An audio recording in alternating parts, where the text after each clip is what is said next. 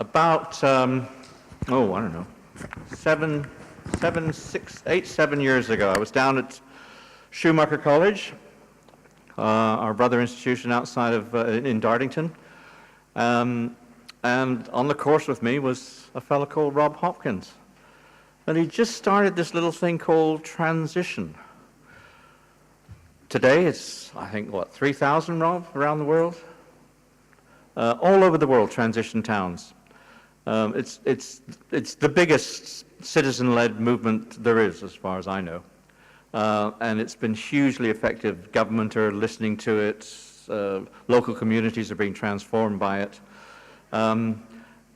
And it's a very big institution here, or big movement here in Bristol, in Bath, near where I live, and just everywhere, but not just the UK, but throughout the world. So the man who put this together with a few terrific colleagues down in Totnes is Rob Hopkins, and he's here today to tell us all about it. Rob.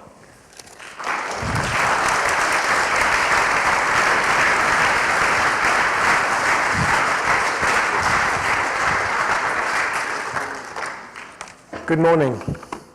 I want to start with a picture which was in the papers last week. How do I do my thingy bobs? How do you move things on? Okay. That's good. Okay. Yeah. This is a photo that was that the BBC had on their website last week, and it's from Belcoo near Enniskillen in Northern Ireland. And it's a photo of, you might think, just of a shop on the high street. Actually, it's a picture of a boarded up, closed down shop, which has had its windows covered in advance of the G8 visiting the place. And this is along the main route that the G8 drive from the airport to their conference centre, through a town where many of the shops and businesses have closed down due in no large part to the policies of the G8. And rather than exposing the poor things to actually seeing the results of G8 activities, the windows have been covered in these large stickers to make them look like a thriving local business, local economy. And what fascinated me most about this wasn't the fact that they'd put stickers on the windows, but was the kind of economy that they chose to try and portray through their stickers. What they didn't try and create with stickers was an Aldi, Sainsbury's local, possibly, or something like that. Actually, what they tried to create was a small, vibrant butcher's shop with all hams hanging in the windows, local produce. It's a bit of a giveaway that you can see they cut and paste the hams because the same hams reappear about 3 times. But they did a whole series of these, and it struck me as really, really fascinating that even the G8 actually really would like to see a more local, resilient kind of an economy. Actually, when you get them, kind of, I'm sure, one-to-one. So I thought this was really, really fascinating. So what I want to really talk about, as Nick said, is transition and about what's been happening. And I suppose really where we start is to follow on from the previous 2 speakers. We've looked at what a sort of top-down government-led response looks like. We've looked at what a government-led response can look like and an academia-led response. I'd like to, and I'm sure that the speaker from Incredible Edible will as well, to look at what people coming together and making stuff happen can look like. Because my sense is that in the light of the big challenges that we have in terms of climate change, passing 400 parts per million for the first time, in terms of the energy crisis, in terms of the economic situation, actually there is no cavalry coming riding to the rescue of the places where we live. It's down to us. It's down to the people around us to try and make this happen. And what we've tried to do in Transition is an experiment which is about what that looks like. What does it look like when ordinary people go, we can do this. This isn't just a crisis, this is an opportunity to be extraordinary in a way that we've never really managed before. So what we've really created, I think, is, so this is a market that I visited in Spain, in Santander, last year. And this is one of the biggest indoor covered markets in Europe. Downstairs is all fish caught from the sea just outside the town, and upstairs is all fruit and vegetables and bread and all kinds of local produce. Absolutely fantastic. It covers about the same kind of square meterage as a supermarket would for a town of that size here. But rather than just being one business, this is hundreds of families, businesses, who've kept these stalls through their family and passed them on for many years. And I found a study a while ago that looked at New Orleans, or New Orleans as we should say, where they actually have, they looked at one place that was 179,000 square meters of one single supermarket, and 179,000 square feet of that was made up of 100 independent businesses like this. And they found that the supermarket turned over about $50 million a year, of which 8 million returned to and cycled in the local economy. Whereas the independent businesses generated $105 million a year, of which 34 cycled into the local economy. Recently, the Portus Review said that every year, 97% of the money that's spent in the UK on groceries goes out through 8,000 supermarket outlets. The point I'd like to make, and the point that really comes through in the book, The Power of Just Doing Stuff, that we're pre-launching today, is that actually, when we look at where we go economically from here in terms of meeting our needs, do we focus, as the government seems to do, on how do we grow that 97%? Or do we focus on how do we grow the 3%, the local independent strand of that, which we know is a lower carbon economy, which creates more jobs for every pound that's spent in it, which builds social capital, which studies in America show even leads to higher turnout at elections, that kind of thing. But how do we start to create that from the ground up? And that's what I want to look at. So I'm going to tell you, so transition really is this, is not a kind of didactic, you do this and then you do that. Transition is a set of ingredients in a larder that you go to and you assemble in a way that feels most effective. It's the tools to support you to do this in the place where you live, to create a new economy where you live, from meeting a few people and moving on from there. So I'm going to tell you a few stories. I'm not going to show you any graphs, no writing, no nothing. I'm just going to show you some pictures and tell you some stories about it. And this is a place in Portugal called Porto Alegre. And in Porto Alegre, they've had a transition group there going for about 2 or 3 years. And on this side of this picture is a big apartment block, and on that side of the picture is a shopping precinct. And what the transition group has done there is really try and work out ways in Portugal, where the economic crisis is really, really severe, and there isn't a lot of money around, how to do all this without needing money. So they worked with the people in the apartment block here who said, we'd love to turn that piece of ground into a food garden. That's not going to feed Porto Alegre, clearly. But actually what it did was it got people started, it kicked things off. I spoke to the woman who had been behind it, and she told me, it's amazing. I've been living in Porto Alegre forever, 37 years. And I've felt my community and my city crumble, people turning their backs on each other. This community garden we created tells me that it's possible to do things again with people. It's possible, we just need to wake up to each other again. This garden has then since led to all kinds of other projects, and this weekend they have a huge thing called Ayudada, which is all about the gift economy in the town, of the most fantastic event, council completely supporting what they're doing. This is in a place in Spain called Coin, and the transition group there has been doing all kinds of different things. This is a local food market that they started. They have a whole range of different projects going, getting local farmers involved. The guy I spoke to there, he said, people feel there is a big shift happening, but they don't know what it's a shift to. I feel Coin in Transition's biggest achievement so far has been to catalyze an openness to this shift and its possibilities. And this is in Sarasota in the States, where they've got the transition group there goes to a local organic farm that has lots of produce which is not that economic to harvest, but they harvest it and then they take it to the local food bank, and it's distributed among poor families there in the town. Again, just people coming together, giving a bit of their time to make this happen as one of the projects that they're doing. It's not always sort of the more tangible projects, this is in Tooting. Transition Tooting do some fantastic work around the arts and creativity and engaging people in a different way. They ran this thing called the Tooting Transition Shop, which was a shop with nothing for sale but lots on offer, which was open for 9 days and invited people to come in and tell their stories and share their experiences of living in Tooting, their hopes, their dreams, their fears for the future of the place. And this is in Seattle, where Northeast Seattle, who were the transition group there, started a tool library. They found all these people had all these amazing tools in their sheds they weren't really using anymore, and the local church gave them a space in which to work. People donated about 1,300 tools, a huge array of different stuff. And the woman I spoke to there, she said, to me, it's almost like magic. It's like things just started happening, and people started showing up, and it all seemed really easy. Mostly it just felt as if it's happening of its own accord. I can't believe it's really here.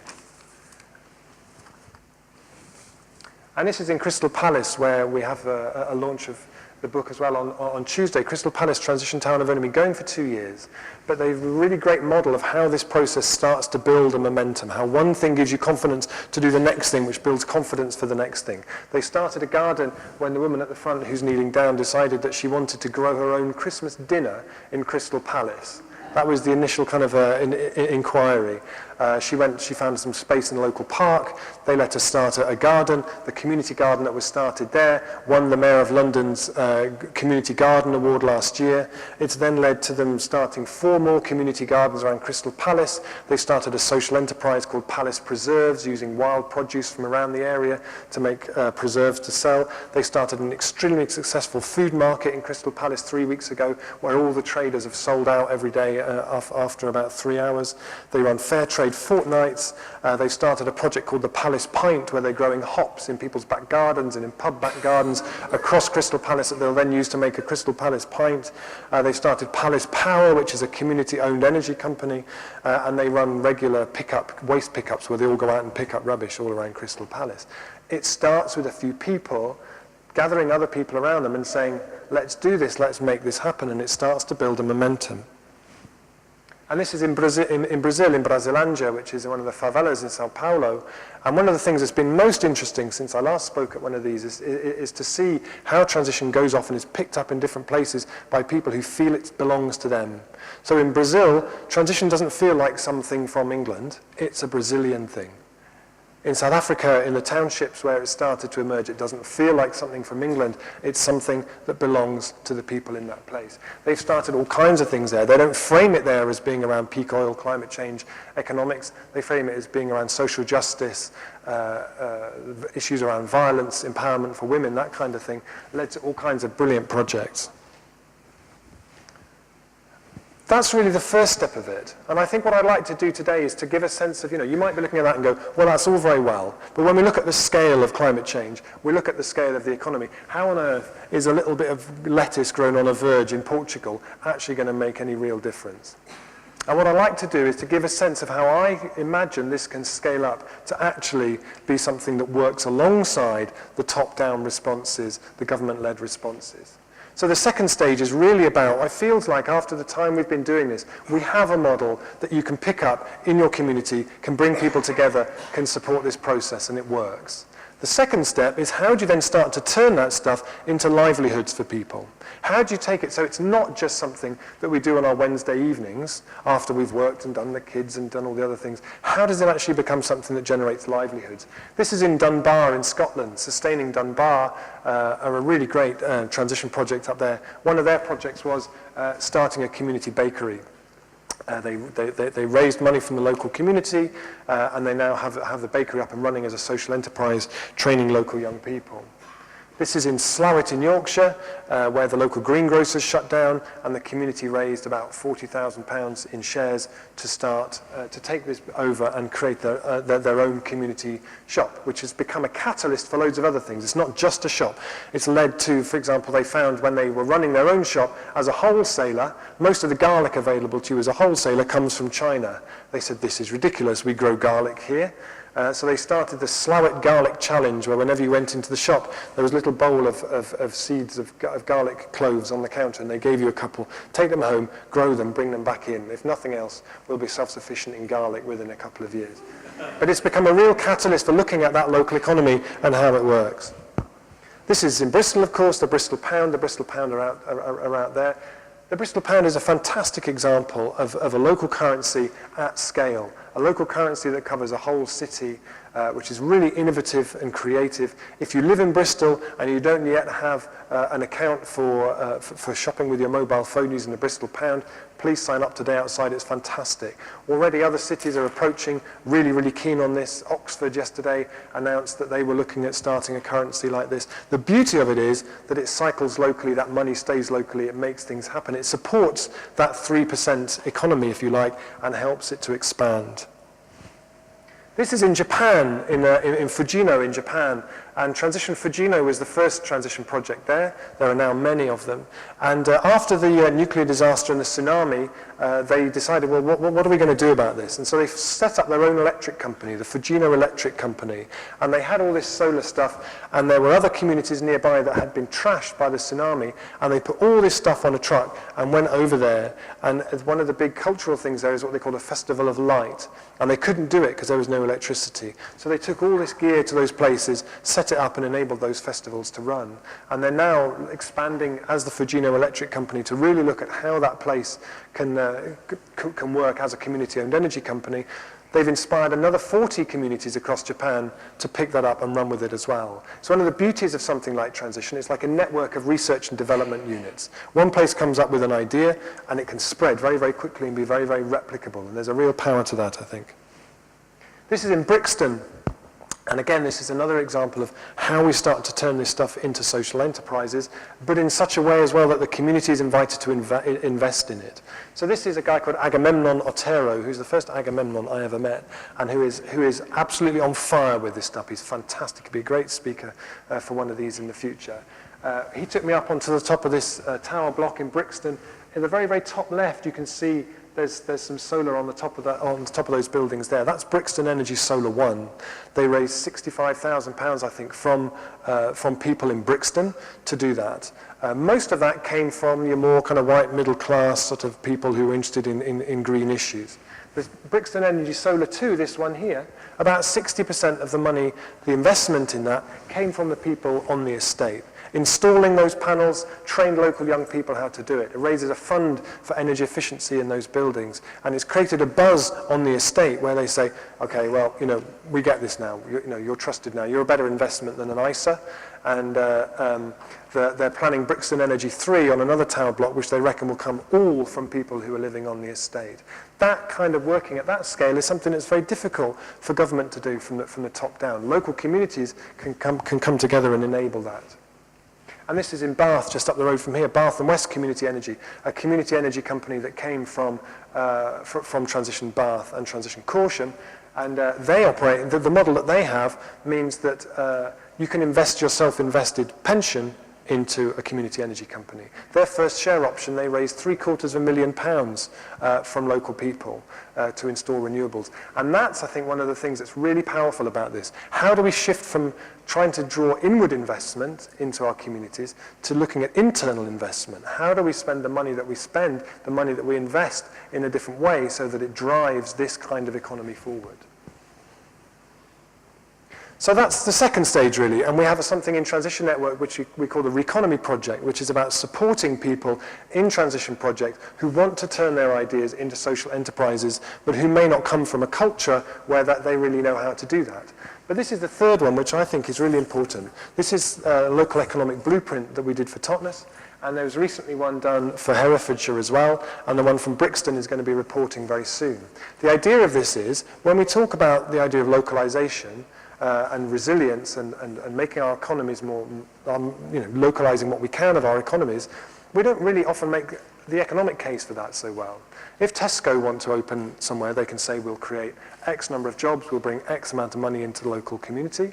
But actually, when we talk about the other approach, we don't really have the figures for that. What we did here was we mapped the economy of the town in real detail. Where does all the money go on energy, on food, what potential is there in terms of retrofitting our buildings and so on. We found, for example, that the Totnes and district spends £30 million a year on food, of which 22 goes out through 2 supermarkets, 17.5 through 1 supermarket. The one for Hereford found that just 16% of what was spent on food and groceries was spent in local independent businesses.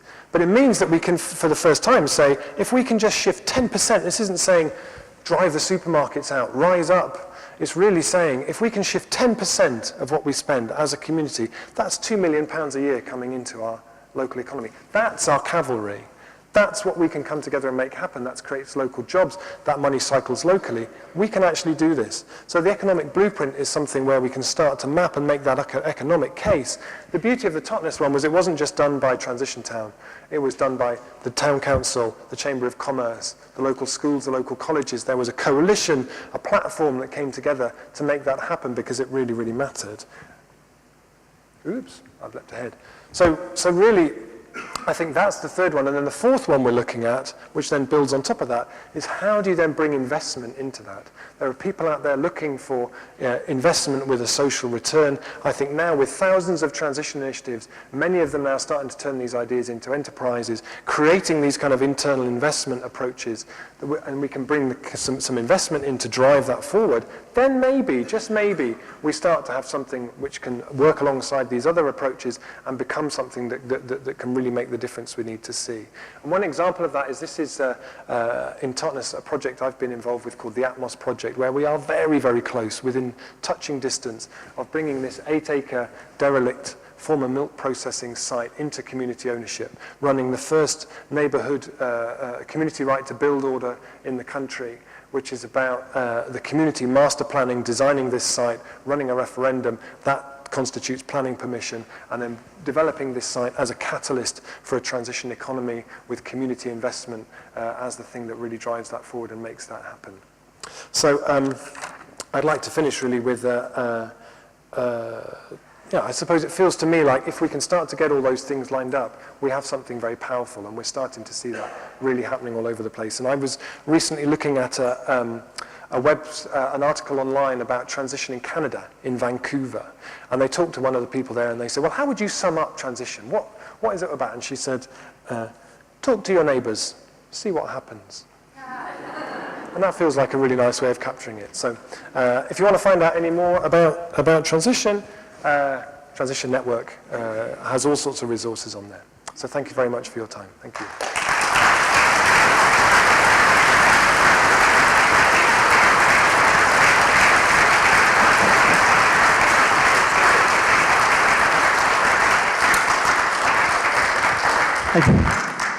Rob, thank you. Rob, unlike our other speakers, Rob can't stay for the afternoon. So we'll have a short question and answer now. Probably only just about 5 minutes. So if anybody's got a burning question or a great question, please put your hand up. There we go. All the way at the back. Your solar panels, I'm not very keen on those rooms in Bristol being damaged by these solar panels. Is it possible that you can make them into fences so that each side of the fence is the neighbour and one side of the fence, and after the sun, we can generate between two people? Because I tell you, it looks awful, some of these rooms. It's a foreign building. I don't like it. I don't mind the big projects, like the big buildings. You can't really see it, that's no problem. Like lots of flats. But houses, only domestic houses, it's just ruining the community and making it worse. Well, I think, as they say, beauty is in the eye of the beholder, isn't it? I mean, I think for me, I think they're very beautiful. I think some of the slides that Herbie showed was really how you can integrate them into buildings and how beautiful they can be. But then, I suppose the challenge is, if we're really going to respond on the scale appropriate to the challenges of climate change, and I talked to Kevin Anderson recently, who's a very, very leading climate scientist, who said, if we're going to have any hope of stay below 2 degrees, we need to be cutting emissions by 10% a year starting now. That's a lot of solar. And down where I am in Devon, there's lots of discussions and debate about solar farms in rural areas, and people saying they're a blot on the landscape, and they have to go somewhere, and a hell of a lot of them have to go. I mean, I was in Germany recently traveling by train near Bonn, and the train goes through this long cutting where there's this fantastic, like as high as this building, solar PV bank along the railway line, and it goes on and on and on. And there's all kinds of places we can put them along the motorway, down the middle of motorways and all kinds of stuff, but I don't know, I love them on house roofs myself. So. Yes, back there. Yes, Rob, your work is brilliant, and I'm aware that it's in Australia and all over the world. I was just wondering how many transition towns or cities there are now, and secondly, how do communities or groups start with this? I work with young people off the streets, and they'd really benefit from this. Mm-hmm. Thank you. It's always really hard to put an exact number on it, because there are ones who are the official ones who kind of register with us and tell us what they're doing. I think it's like 1,300, something like that. But then there are also what we call the mullers, the ones who are mulling whether they're actually going to become official ones or not. And there are loads more. So we know, like, for example, in Sweden, there's maybe 4 official ones, but we know there's about 170. In Japan, there's maybe 4 official ones, but there's at least 40 or 50 on their site. So we've kind of lost touch with it. There's lots of them, really, is the best I can say. And what was the second bit? Sorry. Oh, yeah, how'd you get started? How could people sign up? I'm not sure how many there are in Britain, for example, okay. And how do you become a transition town? Or well, you just get you get started, really. You can go on the Transition Network website. There's some really good stuff there about how to get started. You talk to your neighbours, yeah, and actually sometimes it starts with young people, sometimes it starts with groups who already exist, sometimes it starts with people meeting in a pub. My favourite story was a woman in Australia who said, "There's nobody around here. This place is just a desert. Nobody around here would be," maybe it was literally a desert, I suppose, but she said, "There's nobody around here who would be interested in transition." But so she put an advert in the local paper and got 120 replies, which led to their transition group getting started. So. Any more? Yes. Is it on? Yes. Can I ask, could you tell us a little bit more about the 8-acre derelict site? I'm particularly interested in the community right to build, if you're talking about self-help housing and things like that, because it's a real lack in this country, and it's really good to enable. So have you got community buy-in from the beginning in involvement and stuff? Yeah. Well, so the community right to build order is one of the powers of the Localism Act, which gave all kinds of powers to communities, none of which, as far as I'm aware, anyone has actually taken up, which is kind of interesting. But one of them is a community right to build order. A community right to build order says if a community master plans a site, creates a master plan, and then runs a referendum, then that referendum, if it gets more than 50%, constitutes planning permission. So it's another route to planning. It means you bring the community with you. So we've been working on that project for about 6 years now, and we've done lots of community events and involved lots of people in it. But the push has always been to get the site owner to that stage of agreeing to work with us, and we're at that stage now.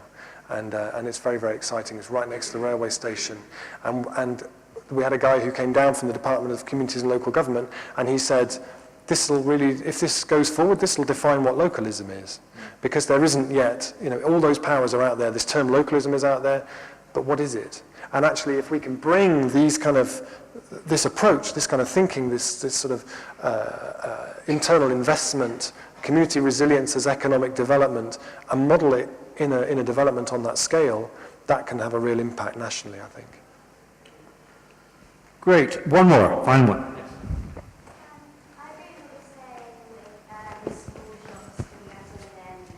Supermarkets.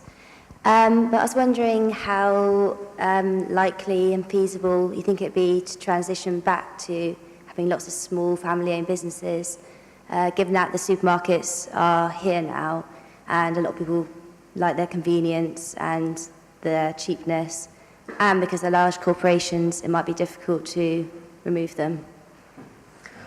Well, yeah, we can try. I think, yeah, I mean, I think you're right. You know, I'm not saying, you know, that within 10 years supermarkets will all be gone. Clearly, they're incredibly powerful, and that power sort of grows really. But I think, which is why we're looking at that 10. If you can get a coalition behind the 10%, you know, it's been that blueprint that I mentioned there. I think is really interesting in terms of often, you know, support your local business campaigns or shop local campaigns tend to be, here's a cloth bag, here's a sticker, support your local shops. But actually with something like that blueprint where you're able to say, okay, we need to, there is a potential benefit to this economy from that. What's the story we want to tell about the economy of the future? Is it that we just have less and less and less independent businesses and more of the money in this town is sucked away to the City of London? Or actually, can we keep that cycling locally? And I think the argument that I very much have in the new book is actually you can already start to see that. There is a new economy already happening in pop-up shops, in community businesses, in things like the Bristol Pound, in the rebirth of independent record shops, community bakeries. That's already happening.